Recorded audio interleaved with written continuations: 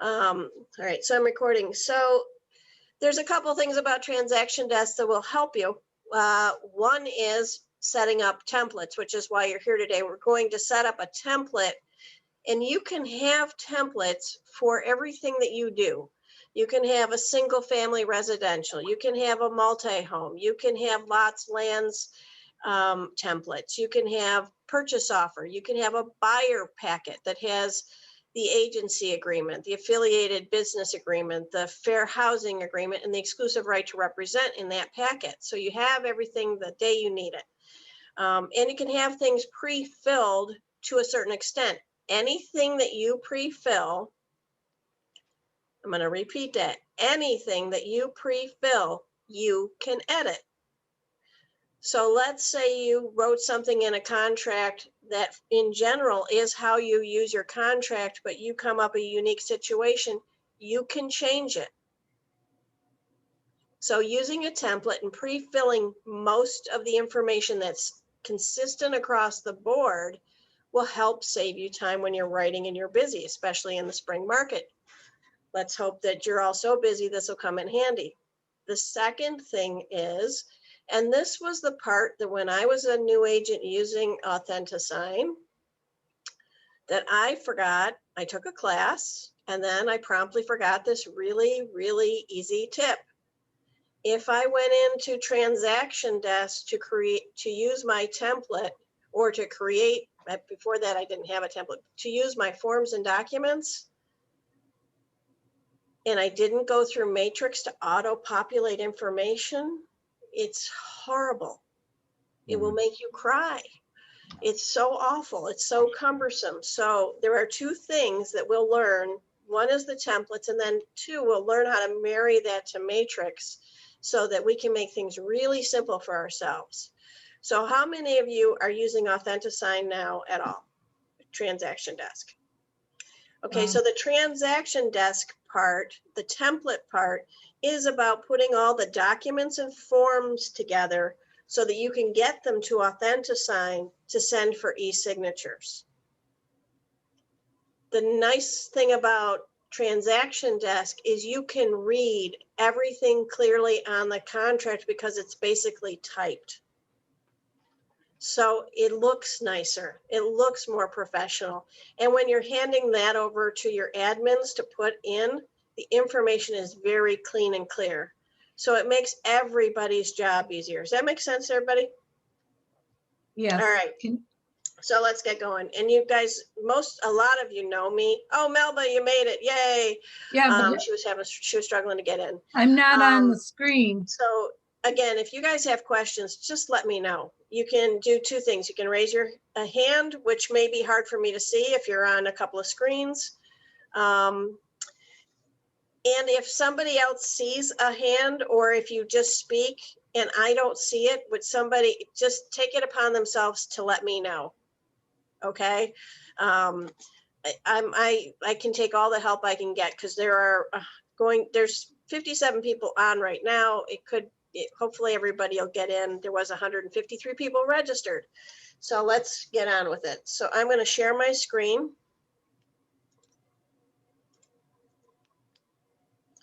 Can everyone see my matrix screen? Yes. Okay, so I'm in GRAR. I logged in. GRAR.org for you brand new agents, because there are a few of you. Eventually, we're going to go to, when we actually have a transaction we're working on, and once our templates have been created, we will go to the templates. If you are on this and you can hear me, Patty, you are in the right place. So we're going to go to Transaction Desk, and we are going to set up our templates.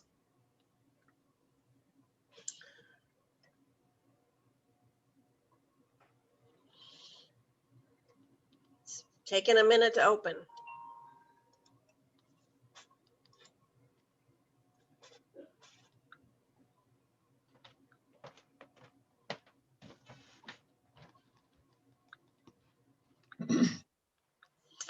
Okay. Boy, it's taking a long time to load today. Holy cow.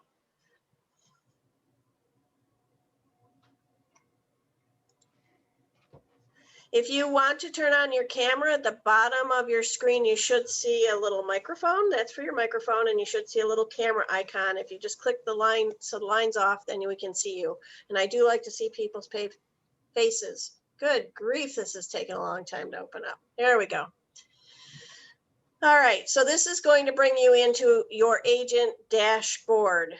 And this symbol here looks like your car, right? Looks like your miles per hour. That's your dashboard. This little house is where your transaction desk is. The pen is for AuthentiSign. This is for forms. These are for documents. This is your calendar, contacts. Don't worry about that one. I do want to show you, before I get into the templates, where there is 24-hour a day, 365 day a week help. It's right here under this little question mark. Click on here. You have guides and help videos. The videos, most of them are 2 or 3 minutes long. So if you're having a problem with one thing, this is where I recommend that you go. So it's always here in Transaction Desk under the little question mark, guides and help videos. The guides are written. The videos are usually a young man named Andrew. Hi, this is Andrew with Transaction Desk. And he just step by step takes you through. So one small piece at a time. So when you click on it, you'll go to the transactions, and then here are all the things in Transaction Desk that you can do. And it's broken down into very small bite-sized pieces, okay? So let's get into these little gears, the settings.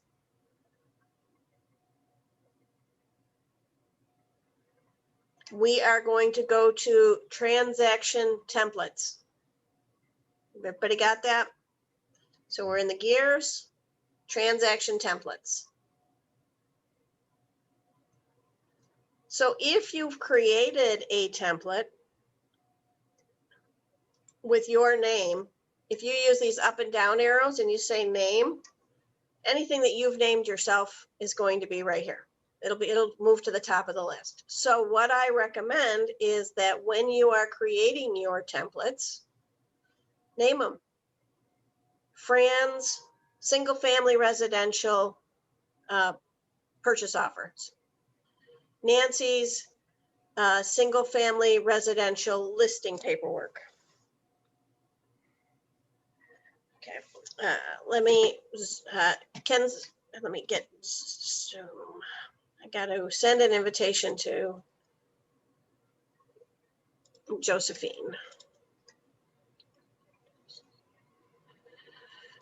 Okay, Josephine.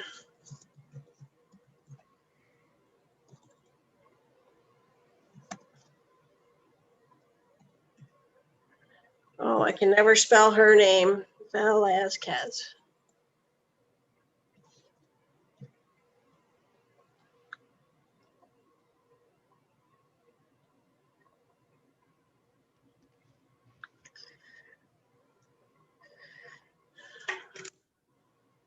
Sorry.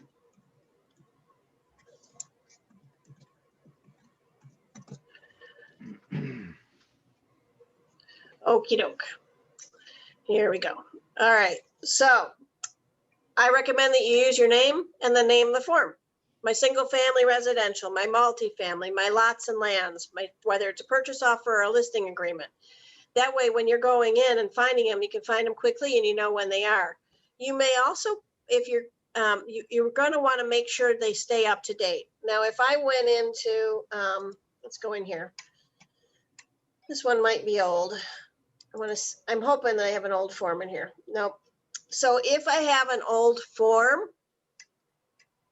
maybe I created this 1.5 years ago and something's changed. Any form that's old, they'll be red. And it'll underneath, and it'll be in brackets. This doesn't have red. I don't have an old form in here. It'll have red. It will say this form is not valid. So then what I do is I bring in the new form and I put it in the same spot. And then I delete the old form. Yeah, you can record. Oh, I thought I was recording. Did it not record? No, I'm recording and you can record too. It's fine with me. So So when you give an old form, it'll appear in red. So when the purchase offer forms changed a year ago, that changed. Okay, so let's go back to the transaction desk. Actually, let's go to my dashboard. And if I want to, I'm sorry, I'm all over the place today. Like, I keep getting distracted. If I'm back in my settings, I'm creating a transaction template. Let's create a template. So how do we create a template? So we're going to go to add. Did you see that above that it said create a transaction template? So when let me just close this up so you can see it. See that? So if at the add, when you hover over it, it'll say create a transaction template. Can I ask anybody to watch the chat for me and let me know if there's a question, because it's really hard for me to do both. Can anybody do that? Raise your hand if you can do that for me. Fanny, thank you. Let me know if there's something there important that I need to do. So I'm going to add, create a transaction, and I'm going to say Maggie's test single family residential, and I'm just going to use these initials, listing. Okay, that way I know what it is. I might date it 3.2021. So I know when I created it. So if I know if a form has changed, I'll know when it was. You don't have to put a date on. It's completely up to you, whatever makes sense in your world. Now the type is important because I want a single family listing paperwork. So I'm going to go to type. Well, click that little down arrow. Mine still has Nickel paperwork. I don't know why. Ignore that if you still have that. I'm going to go to residential listing. And I'm going to say save.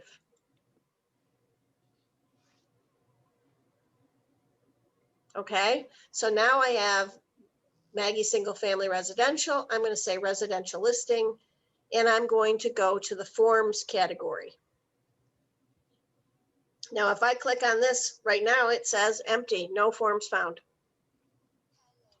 So that's what we are going to do. We're going to add our forms.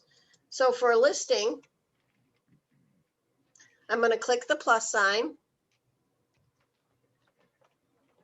I'm going to go to my board forms first.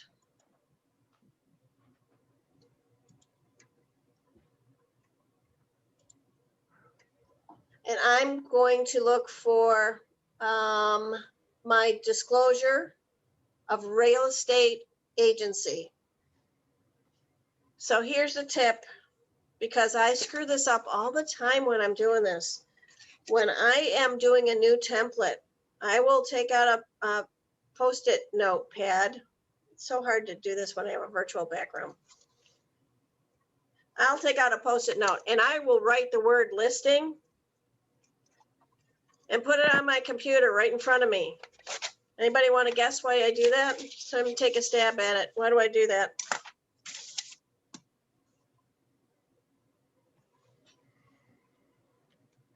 Because it's really easy to start forgetting what you're doing, and you start putting in purchase offer. Oh, I need that one. Oh, I need that one. And you start putting the wrong forms in your template. So I put up a note and it says listing. So I remember, oh yeah, I'm working on the seller side. Good idea. Honestly, it helps me a great deal. And I don't know if it'll help you or not. So I'm going to the disclosure. I like to put my forms in the order I'm going to actually use them. So I'm going to add. You can do this two ways. I can just add one form at a time. Okay, I clicked it and I said add, or I can go in. I can say all listing related, and I can add all of the things that I want. I have to tell you, I never put a cancellation form in my template. Never, ever. I'll go and get that cancellation form. I don't put it in because I don't like the juju. I don't cancel contracts. It doesn't die on my lap. So I don't put it in. I go get it later. It's up to you. If you want to put it in, that's fine.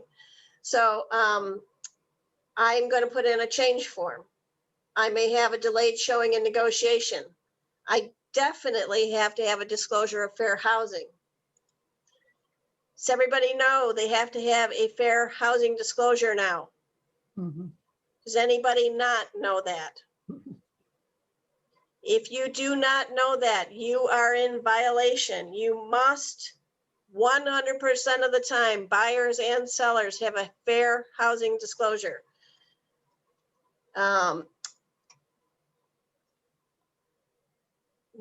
I don't put in the disclosure to sign an agency disclosure. I've never had anyone refuse to sign an agency disclosure. And if I did, I don't think I'm going to work with them. Because if they can't sign that form, they don't trust me. If they don't trust me, this is not going to go well. That's my personal belief. You run your business the way you want to. I do work in Wayne County from time to time, so I'm going to put in a disclosure for Wayne County. I'm not putting in the buyer. I am, because this one says seller, buyer and seller. I'm not doing landlord and tenant because this is a single family residential. I do put in the electric availability utility surcharge because of the agricultural portion mostly. I do put in exclusive right to sell. It's my contract. My fair housing notice. This is the actual sign you got to put on the front door or near the front door when you're listing. It says it's the fair housing disclosure. It's an actual document. You may want to get like one of those acrylic stand-up things to put it on countertops. It's a really good idea to print out a few of those and then just put them in some acrylics and have them. Lead compliance addendum. I want the one for sale for single family residential. So make sure you're reading, you're putting the right forms in the right template. I'm going to need a property condition disclosure, a PCD. I want the one that's templated for Authentisign. That means I can upload it into Authentisign and they can fill it out electronically. If I have an older client and I've had an 85-year-old out of state fill in this form, was not computer literate, what I do is I had called them, and when they send the contracts, and I walk through every question with them. They can accomplish it if you'll support them. So if you have an older client you're working with and you don't think they can do it, if they can't get a person that can help them live where they are, you are the person, that's your job. Set aside time to go through them question line by line. Does that make sense, everybody? Okay. But do put in the template for Authentisign. I put in a lead brochure. Seller's notice of removal of contingencies, of sale and title transfer, and the MLS input sheet. You see, I've got 13 items in my basket. Everybody see that? I got a little basket up here. I got 13 items. So when I go to add, if I check out my forms, there they all are. Now, I prefer personally to go in and put my forms in one at a time the way I like them to go in. But in the template, only in the template format, you can move them around. You can't do it in the transaction. You can only do it in the template. Everybody got that? All right. So if I want to move them around, I can. So what I usually do is I have my agency disclosure, then my fair housing disclosure, then my contract, then my administrative details. And then I start putting in all of my addenda. I go with anything that's a disclosure, like farming disclosure, lead disclosure. I do those first, and then I start putting in all the other ones. So let's go to see what other forms we have. Let's go to Howard Hanna. I got to have a seller money back guarantee. Do you know that if you tell one client, you must tell 100% of clients about money back guarantee?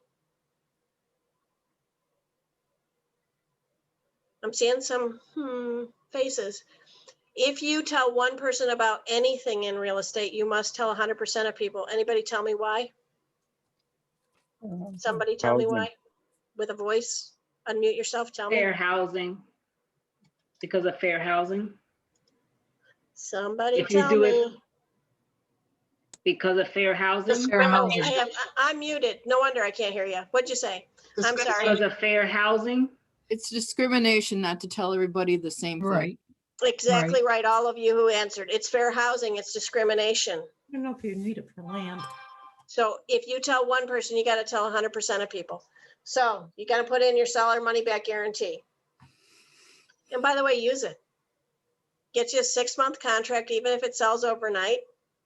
And it gets them that sign on the little rider on the sign. We know it brings more buyers. We know it does. There's data. An affiliated business arrangement. How many of you are using an affiliated business arrangement form? Yep. All of you have to use an affiliated business form.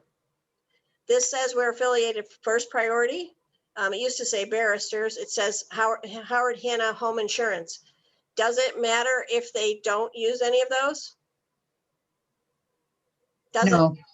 You No. still have to tell them that we're affiliated with those businesses. So you got to click that one. See, buyer. See, this is why I have to be careful. Seller. So who's texting me now?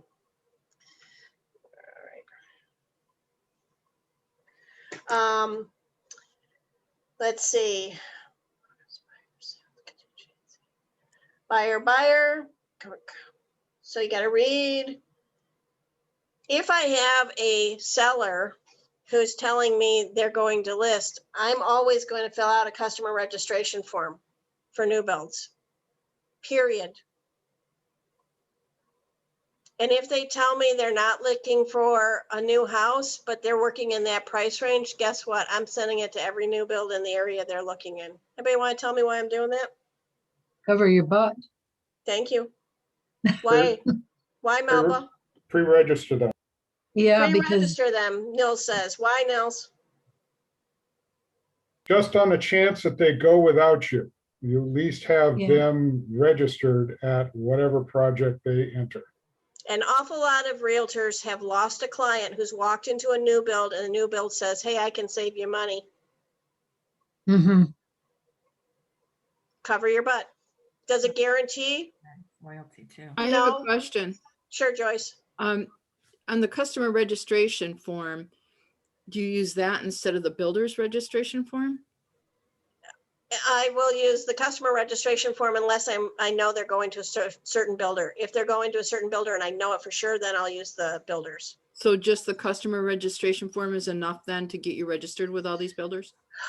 If I know they've gone to a builder, first of all, I'm going to go with them whenever possible. And secondly, I would use both if Okay, I have that option. I just did, this is my broad stroke cover my tuchus. okay.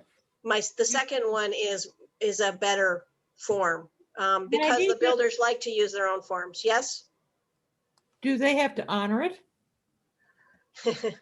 Abigail, that's conversation for you and your managers. Should they? Yes. Ethically, I believe they should. Yes. Do they always? It's been my experience, not my personal experience. I've been lucky with builders. They've been great to me. Not all of them. So here's another thing. Go out and build relationships with new build reps. Get yourself known. Go in and be nice and bring buyers and represent yourself well so they want to work with you. Does that make sense? Yep. And if they're sketchy, who wants to build in a place where people are sketchy? So, you have to think about these things for yourself. Anyway, estimate of proceeds from sale. You all should be filling this out. If you don't know how to, go back to your manager. They need to know how much money it costs to close. Why? What does this show about a seller? They have enough money to Thank close? you. Ready, willing, and able. Able. This is part of able. Able to sell. If you do not know how to fill it out, talk to your loan officers and talk to your managers. They can help you. remember that the numbers you give them, and you should, it's like a target date on closing, just say to them, these are estimates. I don't get all the final numbers. These are merely estimates. Stress that, lean on it, because it's not exact. You may need this form still. Let's hope this all goes away. COVID screening form questionnaire, home warranty and HSA waiver. If you don't use these programs, you need to waive them. If you guys are not using the HSA warranty, you're doing your sellers and your buyers a disservice, especially in this market where people aren't getting the inspections they should be getting.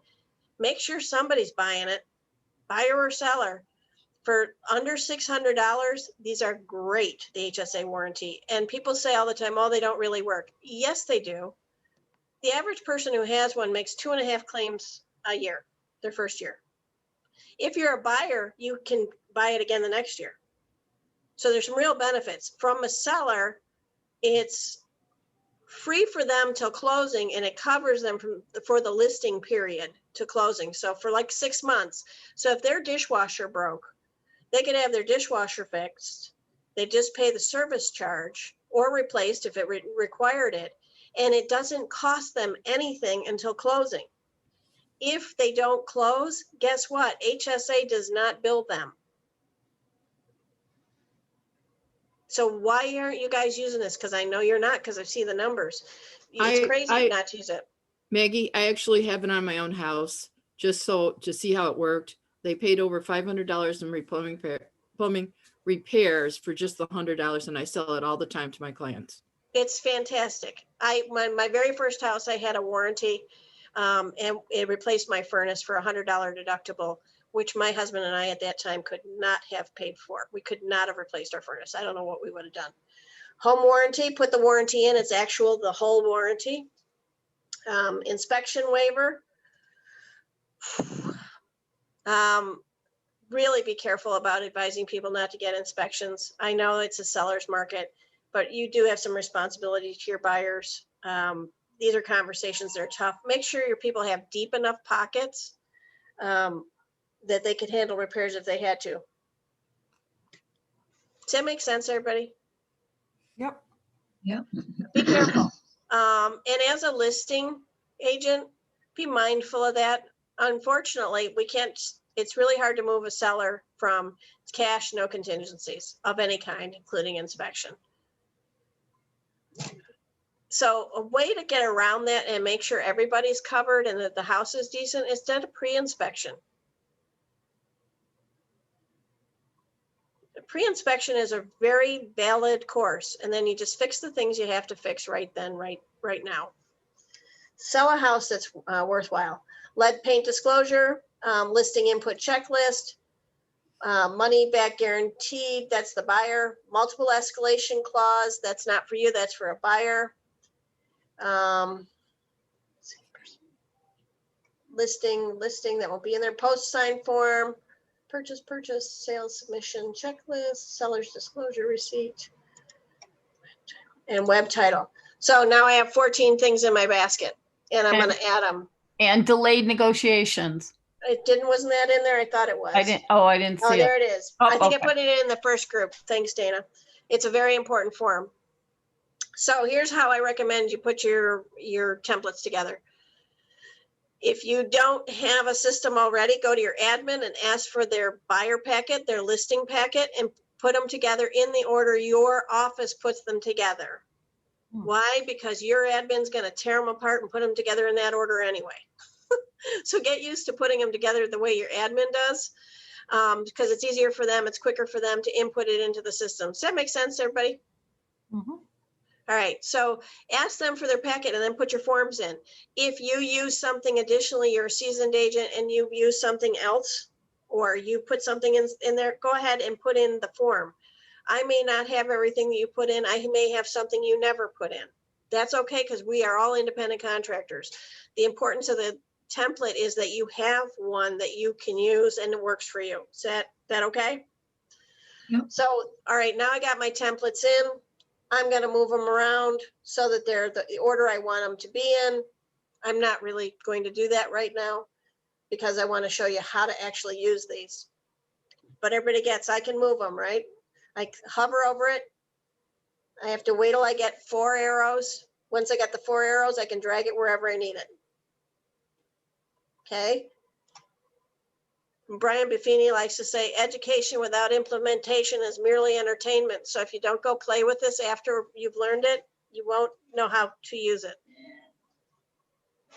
Okay, so you got to go in and play with this. So just put together a listing, a fake listing. It's fine, or a fake template. Just do a couple of forms just so you can play with it.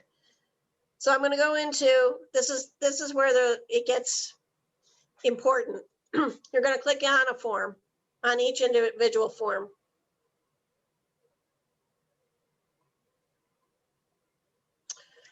So once I click on a form, it's going to open right up for me. Now I can do stuff with it. So this is what I do, and you don't have to do this either. I like highlight. So if I go under this little palette, I come to the highlight button. This is for a seller. So I'm going to highlight that I'm a seller's agent, and that's how I'm working with you. I am going to put in Well, dual agent with designated sales agency. I'm going to highlight that. Anybody know why I'm going to highlight that? Don't read it. Well, that too, Abigail. I highlight it because you guys are all Howard Hanna agents. Anybody know the percent of closed contracts in the greater Rochester area we are on either the buying or the selling side of? Somebody give me a percentage. 51, Yes, you've been in my classes, haven't you, Joyce? not in a while, but I do remember that number. 51%. We are on 51% of all closed transactions, either the buyer, the seller, or both. So the chances of you having a Howard Hanna agent on one side and or the other is great. So dual agency with designated sales agent doesn't mean I'm a dual agent. It means I may bring them a buyer that is represented by a Howard Hanna agent. I'm not really supposed to let you in if I don't have this initialed. So what I say to my sellers is, we want to sign this because otherwise, if Nils brings me a buyer or Kevin brings me a buyer, I can't let them in. You don't want to do that because we're on 51% of transactions. Bob's waving at somebody else, but I'm going to assume he's waving at me. So I'm going to highlight that. I am going to have another form for the dual agent because I don't know I'm a dual agent until I am one. And that would be a secondary form. Everyone understands at first substantive contact, you must have the first form, and that you can have 100 forms with the same client if things change. If you have 100, something, you're not doing something right, but you may have 2 or 3. Everybody understands this? Anybody have any questions around that? Okay. I'm not really here to teach you agency, but you are going to check that you're working with a seller. And if I just click on it and I'm going to check dual agent with designated sales agent, or I'm sorry, I'm going to check advanced informed consent of dual agency with designated sales agent because it's advanced informed consent because at this moment, I don't know. Right. When I do know, I need a new form. I don't think most of you are doing this correctly. No. I need you to start doing this correctly. So when it changes, you would do that. I haven't done that. Or you would maybe do this. And then you wouldn't have anything in advanced informed consent because it's not advanced anymore. It is happening. So right now, I'm listing, I'm going to work with you as your seller's agent. And I'm going to let you know, I might let other Howard Hanna agents in with buyers for your property. Does that make sense? Yep. Okey-doke. This is really important, guys. All right, so now I can pre-fill a few things. If dual agent were designated above, I can already pre-fill this. I can type my name in. Would be good if I was on the line.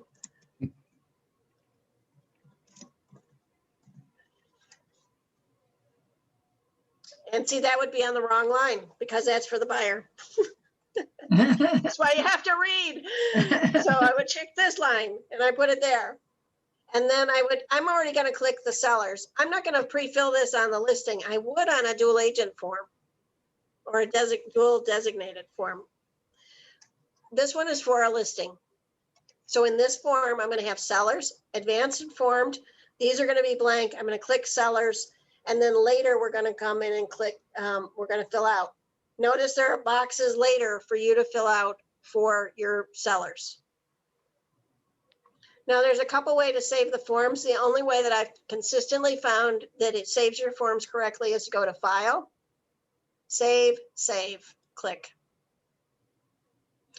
I've been told it'll automatically save when you go back to transaction forms. I am here to tell you that it has not always happened for me. Don't trust us.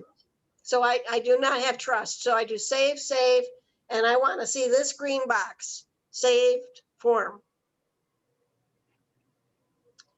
Then do not use this button. Go here. Transaction forms. Excuse me. And this is why it brings me right into my forms. Now I'm just going to go to my next form. So Maggie, I didn't see which button you said do not go to don't this go to your button. back Which arrow. button? Don't use your back arrow. Use your transaction forms. So on your administrative information, I fill this out on both sides. Anybody know why I do it? Because I'm a control freak and I have issues. So I know that too many buyer's agents don't fill this stuff out, so I do. I just have it ready. If they're on top of their game, they've got this all filled out, that's awesome, I'll use theirs, but I have one and it's already pre-filled for where I can. So in my template, I can't fill out any of this information. What I can fill out, make sure you're on the right side. So I'm a seller's agent. I'm going to put my broker. Oh, it'd be good if I put Howard Hanna, right?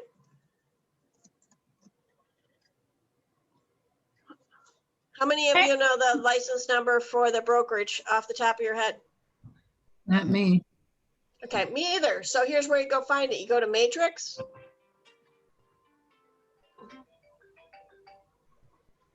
You go to search. You can find information under agent or office. So my office is North 20, where I'm assigned.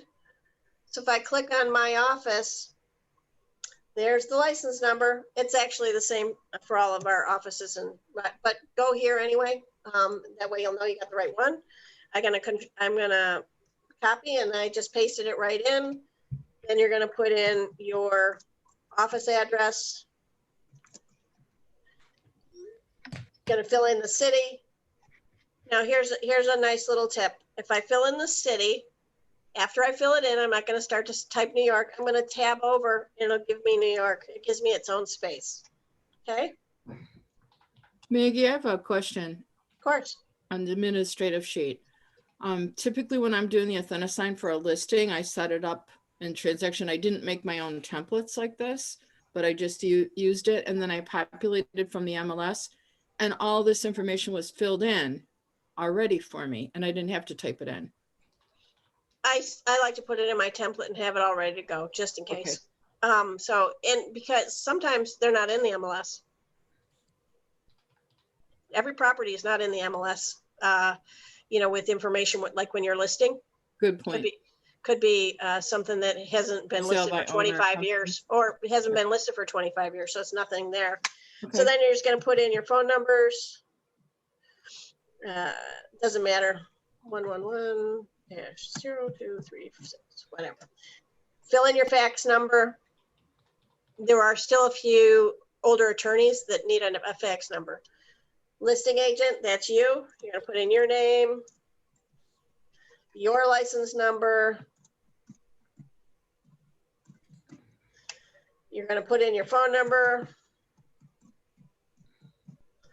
your fax number. I use this fax number because I don't have my own.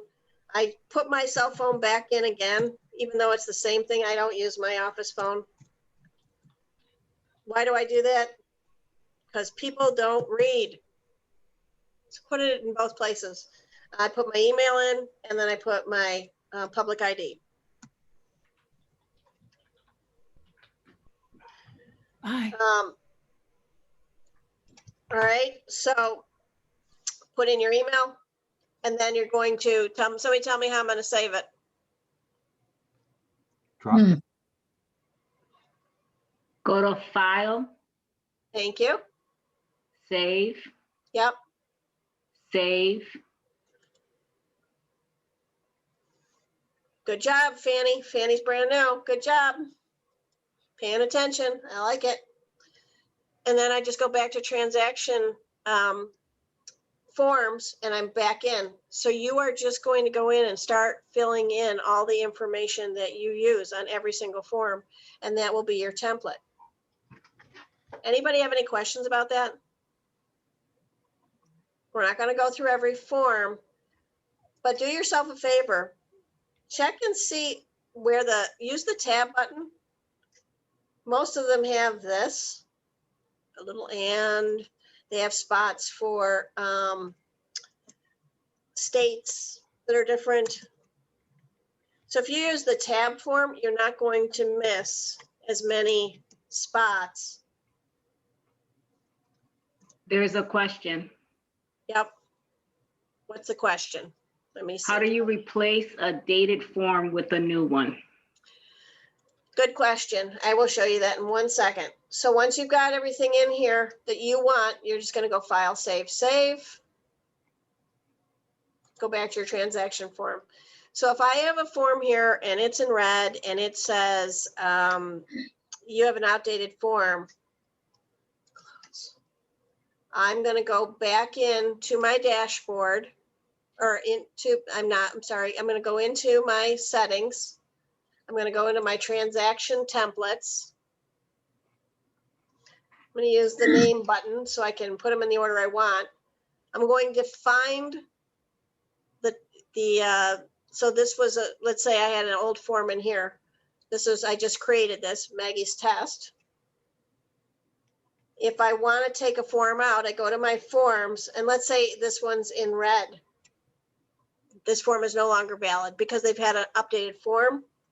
First thing I'm going to do is go in and I'm going to add, and I'm going to find that form in my list, and I'm going to add it in. Once I get it in, I'm going to delete the other one. And then I'm going to move it up to the position because where it will go in the line. So let's go to all GRA forms, individual forms. What am I looking for? Disclosure. Doesn't really matter. Let me go. Let's say I want to replace it with my affiliated business form. So when I come back in, the form I just added is at the very bottom. So now I'm going to just grab my arrows. I'm going to move it up to where the first one was, which was here. Where'd it go?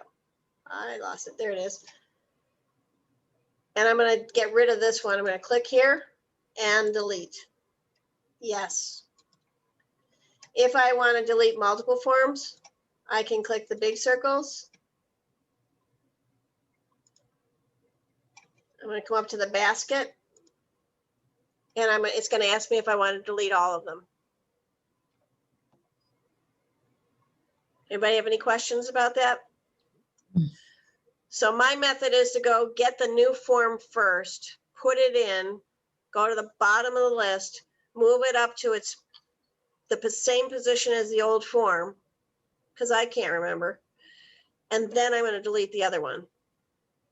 That's how I do it. You got a different method that works for you, that's fine. If you can just delete yours, add one, put it up where you want, that's fine. Me, I got to do it the other way. I got to go in, add the new form, grab it from the bottom, move it to the new position, and then delete the other one. guess what? You have to go into that new form and fill it out. Because it won't come in pre-filled, you have to fill it out. So if you're adding a new form, you've got to go into that form and update the information, put the information in. So there won't be any, it'll be blank. Any questions about that? Okay, Ms. Don Simonetti says, seeing none. All right, so you can go in and you can create any transaction template you want to have. So you can add and you can have a commercial list. Actually, we don't have commercial paperwork anymore. You can do a condo, you can do a residential listing, you can do a residential sale. Those are the types. You can name it whatever you want. Single family residential, lots and lands, multi-family home, condo and townhouse. Why would I want to have different templates for each of those?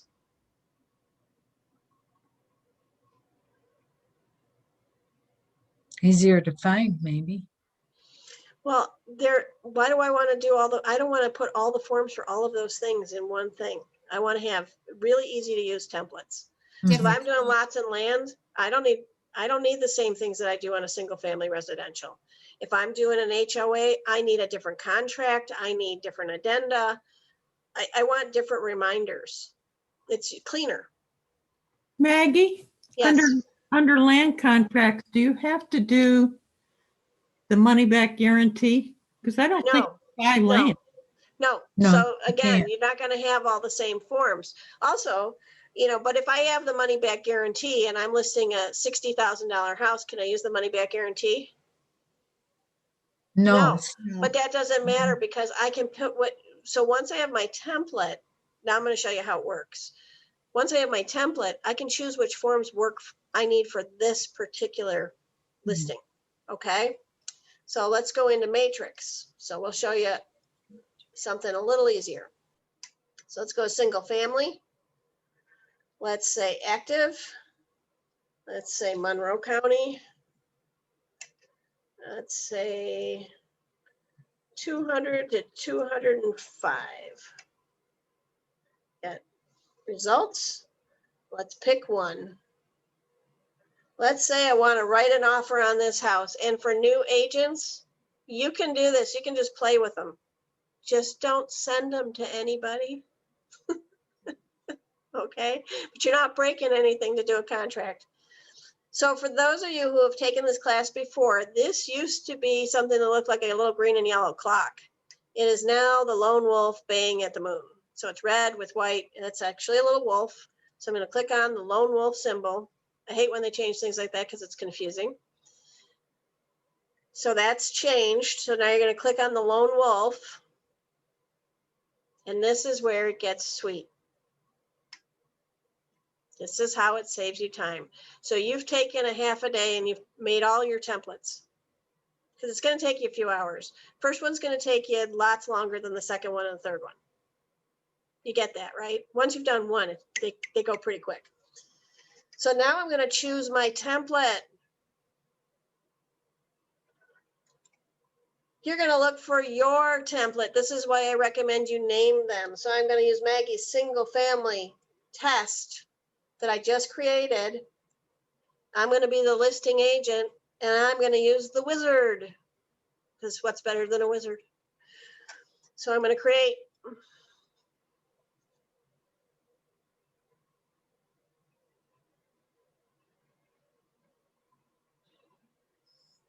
If let's say I had had time to go through all my single family residential and fill everything out, all of my forms that I put in, will be here filled out. Again, if I needed to edit something, I can. Now, something else that I tend to do, I pull up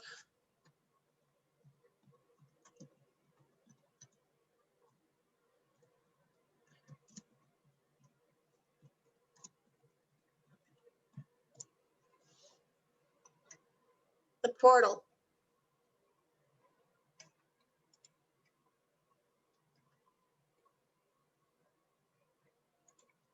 Oh, it's 225.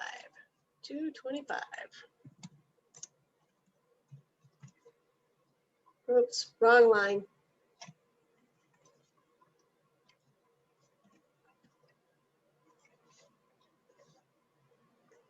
Really? Did I spell it wrong? C-U-Y-L-E-R. Let's see. Oh, it's in Palmyra. That's why. It's Wayne County. Mhm. So I go to the portal, I pull up a portal and I use the portal so I can fill in additional information. So I pull up the property detail and I have it open on another tab. Everybody know you can add a tab. This little plus means you can add a tab. So I'll have my real property portal open. And I'm a nut. I'll fill out the lot size and the page number and the plat number. I put in as much information as I can get. Why? Because it fills it in the contract. If I have a property excludes, it has no exclusions, I'll say no exclusions. Guess what it does? Somebody tell me what it does in the listing contract. It collates.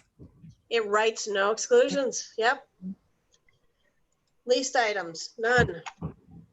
Supplemental information only if I need it. Property includes. What might it include? It might include washer, dryer, free, standing, electric, range, and the refrigerator.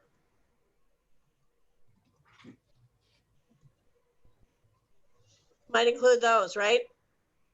Right. If I write this here, it writes it in the contract for me. Somebody tell me the difference between a cooktop and a freestanding electric or gas range, please. Cooktop's embedded in the counter. Thank you. Or if you're in China, like I was sitting on the counter plugged in, how many MLS listings do you see cooktop and you go and it's a range? Yeah. A lot. There are a lot. So do not be a lazy agent. Make sure you're clicking. What does cash and cash only mean? Oh, I know that one. Cash, What's, cash only means it cannot be financed. so when somebody has cash only, conventional, FHA, VA, are they correct when they write that in their MLS? Incorrect. Thank you. Mhm. Don't be lazy. Do your paperwork correctly. It does not show you to be a professional. It does not show you to be excellent at your work. Be a professional. If it's cash only, it's cash only. If it's cash or, then it's cash. And then what other things it is.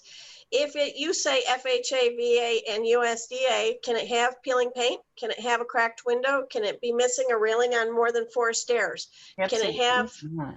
there is a long laundry list of things it cannot have. Do not check that box just because you want to bring people in. Make sure that that box is appropriate for the people who are spending their time trying to get out there, especially now for buyers who need to have good information given to them to get to the right homes. If they can't afford a conventional mortgaged home, then don't click those boxes. You're not going to have a successful sale anyway. Does that make sense, everybody? Lazy drives me nuts. So don't be lazy. All right. So then when you do that, don't say save and exit. Where am I going to go? Next. Next. Thank you. And guess what this is going to do? It's going to take me right through page by page. So the first thing it's going to do is bring me up to my agents. So if this isn't the listing agent anymore, I'm just going to say, I'm going to go to my little snowman or traffic light, these little 3 dots. I'm going to say delete. I'm going to get rid of Keller Williams as a listing broker. Delete. I'm going to get rid of Keller Williams as the escrow company and say delete.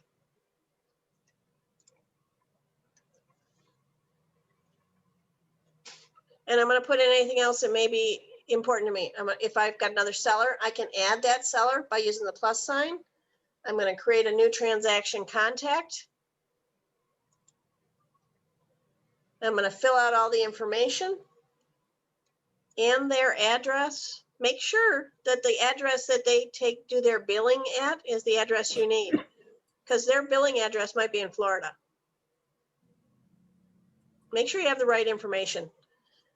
And if they have a secondary address and secondary phone number, you need to have that written down somewhere. And it should be in your Engage CRM. So then when you get everything correct here, you're going to say next. And now it's going to bring me into each of my forms. So if I had something that I had filled out that I wanted to change, I can highlight that and I can delete it, usually. Work with me. Oh, there it is. There's my little delete. I always forget here, it's not a delete button. You got to come down and get the little box and click the trash can. So now it's gone. Excuse me, I have to turn off the space heater or I may burst into flames. It's in the basement, even though it's warm out. It's not warm in this basement. Right now I'm cooking. You can put sour cream on me. Woo. So if there's something I need to change, I can change it. Okay. And then I'm just going to go to my file, save, get my little green thing. I'm going to go back into my transaction forms and I am just going to go right through all of my forms and make sure everything's filled out correctly. Does that make sense? Mm-hmm. Great. All right. So let's say I got everything filled out. I'm satisfied. I don't know about you, but I read through it twice. There's an awful lot of check marks and stuff in here. I checked through it twice. Now I'm going to go to Authentisign. I want to send it. Create a signing session with this form. Yes. As I'm going through the forms, there may have been forms that I eliminated because I didn't need them with this listing. Maybe this listing was built in 1995. Do I need a lead compliance? No. Do I need a lead brochure? Do No, I need a well or a septic? Probably not. So first thing I'm going to do, sign in line. I never do simul-sign. I always have it go to the seller who opens their email first, and I ask them who's going to open their email first.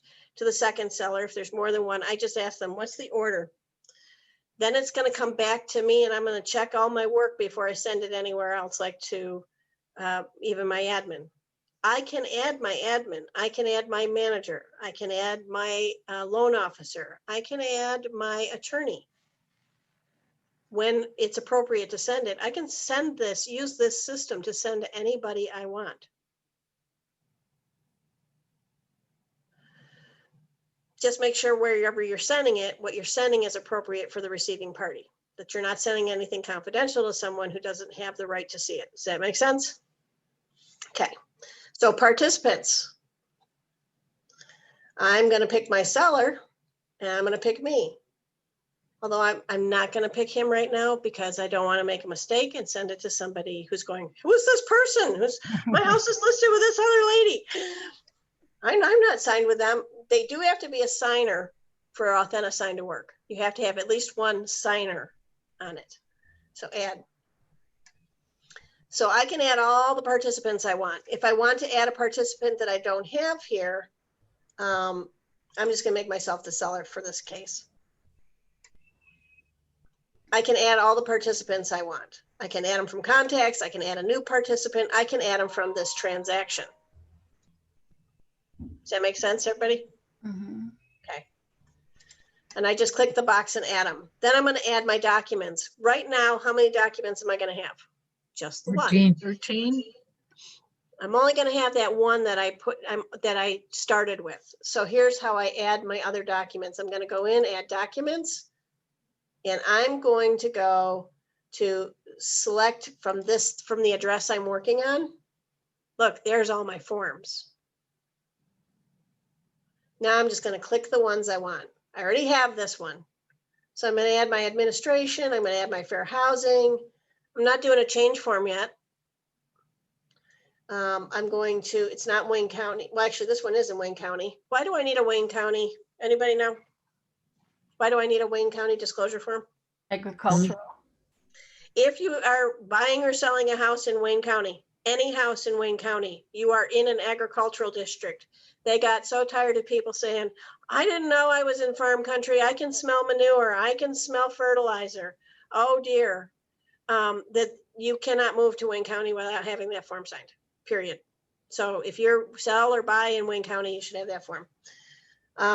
If I'm doing a listing, I got a delayed showing and negotiation right now.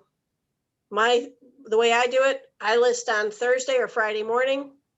I have an open house on Saturday and or Sunday. And right now I would have one on Saturday and Sunday. I want to have the opportunity to find as many buyers for my home as I can. And I want to have the opportunity to pick up unrepresented buyers. What's my first priority? Your seller. Thank you. Your seller is your number one priority. You are not. Your fiduciary duty literally means to put your client's needs ahead of your own.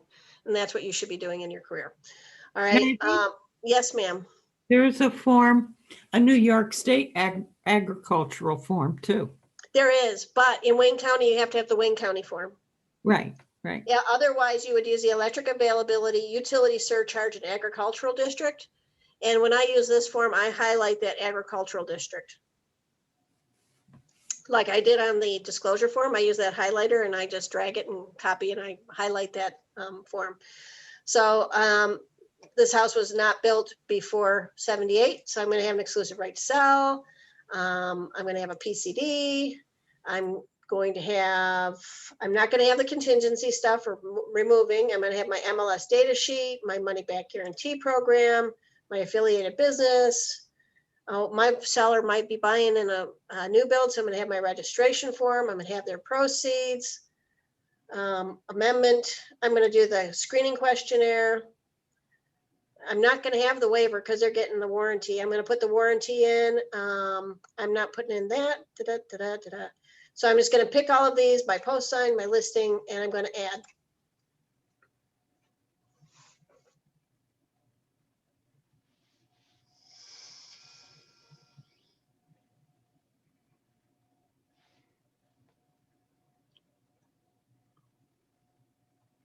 Again, I like to put my forms in the order that I really like to have them. These are not. So then once all my forms are here, now I'm going to go in and I'm going to design and mark them up. So I hit this little design button. It's a big document. I also always add the MLS sheet. Once the MLS is in, like if I'm doing a purchase offer, I use the MLS sheet and I add that as a document and I put it on page 1. So that it's got the whole, the realtor's MLS sheet attached. It has the picture, it has all of the things that it says in the MLS. I do that for my attorneys. Yeah, And you know for what, me. Maggie, there's actually another reason to make that a habit. And with the swipe of a computer key, something can be changed. So when you're presenting that and your buyer is understanding that's what they're buying, I have seen, scrambling on changes of taxes, septic, no septic. And you just want to make sure those documents are the way, you're buying what you think you're buying. Exactly.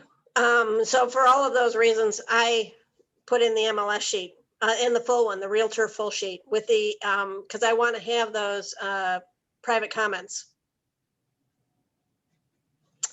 It protects you and it protects your buyers and your sellers. So I do it all the time. There's All a right. question. So yeah. So the question, Patty, what did you ask? I had it and I lost it. How can you design the PCD when you can't know their answers? You don't know their answers. You're just putting the PCD in and you can just put a, actually, I'm trying to think if there's a spot for you to even sign on that. There's not, but the PCD will be filled in completely by them because you are not allowed to fill it in. What I do on the PCD is I do highlight a couple of areas. If we have time when we're done, I'll show you what I do with that PCD. But Okay. you're right. We cannot fill in a PCD. Right. That's a violation. So I'm going to go in, I'm going to make sure everything is designed here. If I want to add his, I would need to have his name. I'm just going to show you. Let's say Jeffrey T. Jones was still in there. See, I eliminated him. If I wanted to put his signing name in and I had him here, I will have everybody that I had set up as a participant here. So if I had 6 people as participants, all of their names will be here. Let's say Jeffrey has a signing block. I'm going to use mine. I'm going to pull down his name. Let's just say this is Jeffrey. I'm going to go sign here. I'm going to grab this box and I'm going to pull and put it where I want. Most of the time, if you have it filled out, it'll automatically be there. If I have to place it, I can. And on all Howard Hanna forms, guess what? You have to place the signatures and the initials. On the board forms, you don't. On the Howard Hanna forms, you do. If I want to add a date stamp, I'm going to right click and I'm going to add a date stamp. I always add the date stamp, whether it asks for it or not. I want to see those dates. So then I'm just going to go to the next form and the next form and the next form and the next form. I want to show you a couple things you can do. They're fun. I don't want to close that. So let's go back to, let's go back to design for a second. Let's go into exclusive right to sell. Actually, let me go into, I'm going to get rid of that. Sorry. Let's go back in design. I'm going to use the PCD. Okay, go away, close. So I can show that at the same time. So let's go back to design. And remember what I said when you first got on, that if you go to the templates in the guides, the little question mark, they're video for every single step in little tiny bites. So if you don't remember how to do something, go look it up. It's there. The menu is really comprehensive. And it should be pretty easy to find what you need. You guys are always welcome to reach out to me. My email is margaretknapp@howardhanna.com. All right, so let's go to the PCD. Oh, crap. It's not what I wanted. I forget these things. I hate when I forget these things. It's not what I want to do. I have to scroll. It's just not just you. I do this all the time and I still forget.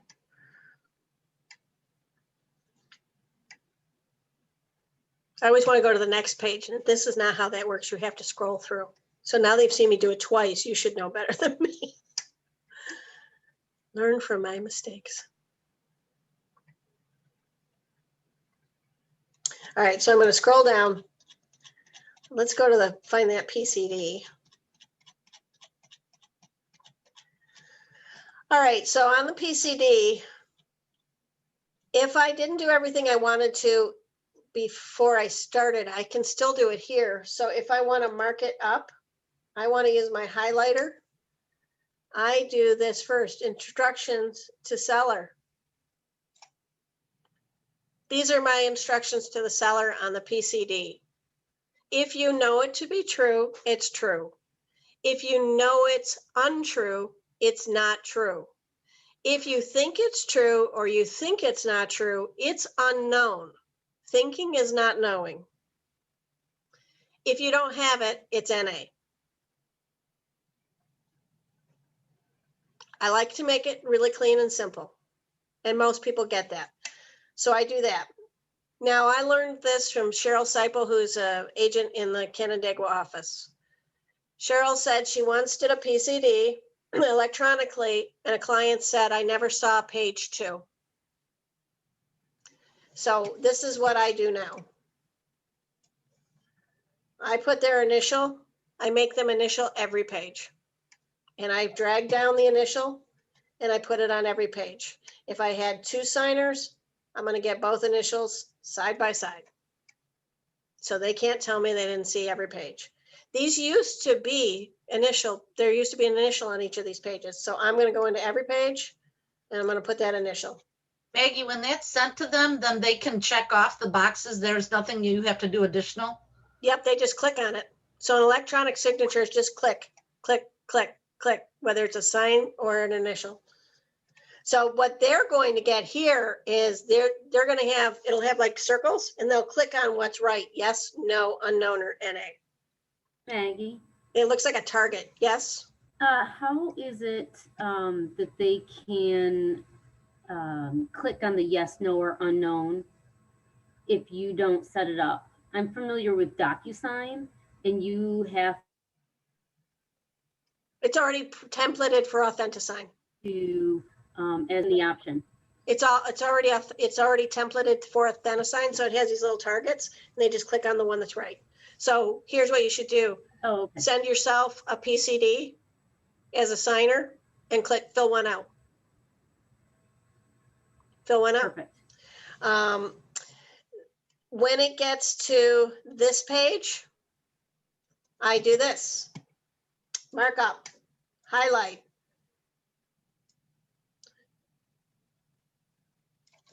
I use the little line. And I move it down a little bit. Are there any known material defects in any of the following? Because what happens with this form, in You my put yes. experience, they get to number 35, smoke detector, and they say, yeah, I got a smoke detector. So on the PCD, after I've given them the, you have it, you don't, you know it, you don't know it, you think it, you, whatever. I say, when you get to the page on material defects, it's highlighted. Here's what happens with most people, Mr. and Mrs. Seller. They get to number 35 and it says smoke detector and they forget they're working about material defects and they start saying, yeah, I got a smoke detector. What you're actually saying is there's a defect. When I've prompted them that way, they are much more careful when they get here. Because how many of you have seen, oh yeah, I got a sump pump, Right. right? No, are there any known material defects in any of the following? So when you get this form back, who is responsible for reading it?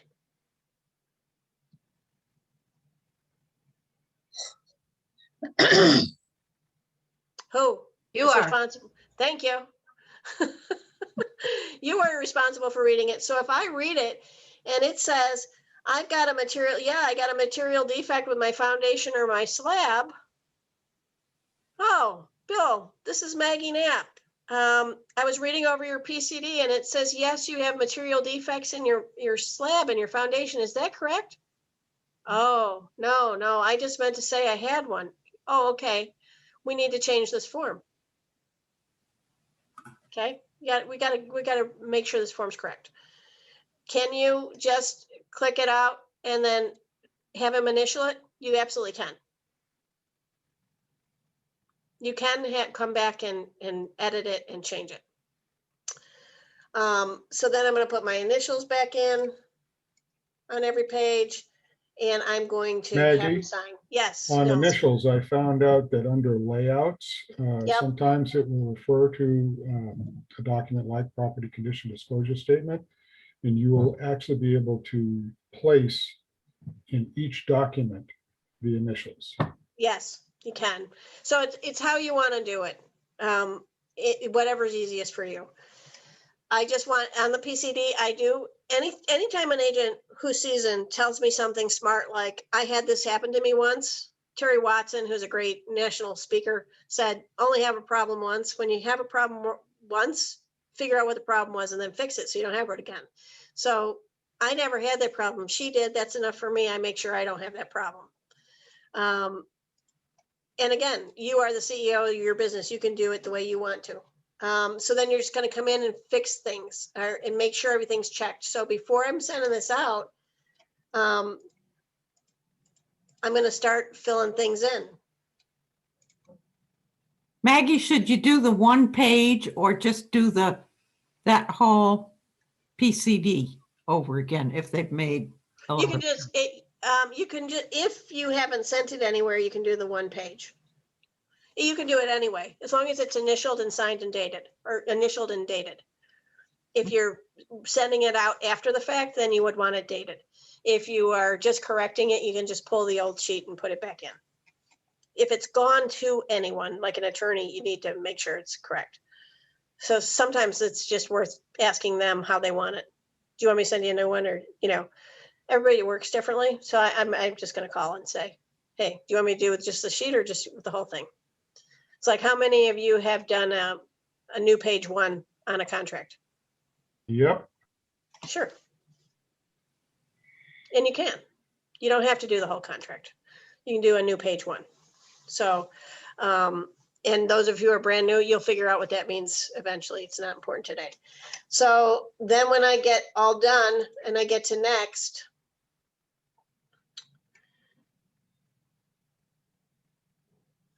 I'm going to start signing.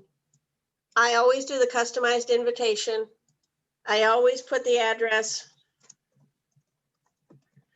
And then I put what it is, listing, contract, purchase contract, number 1, counter offer, number 1, release of contingency, septic. I label it. Anybody want to tell me why I do that? Easier to find. I'm basically lazy, Melba. And yeah, I do not want to go searching through things and having to open them all up. I just want to be able to know what I'm looking at by looking at the title. So I label it with the address first. And then when you're putting names, and I know Dana Mancusa's with me on this one, it's seller to buyer. Doesn't matter what side you're working, it's seller to buyer. Absolutely. Dana, do you want to tell us why? That is actually from a legal standpoint, how we refer to in a law office, a paralegal is looking for a seller to buyer.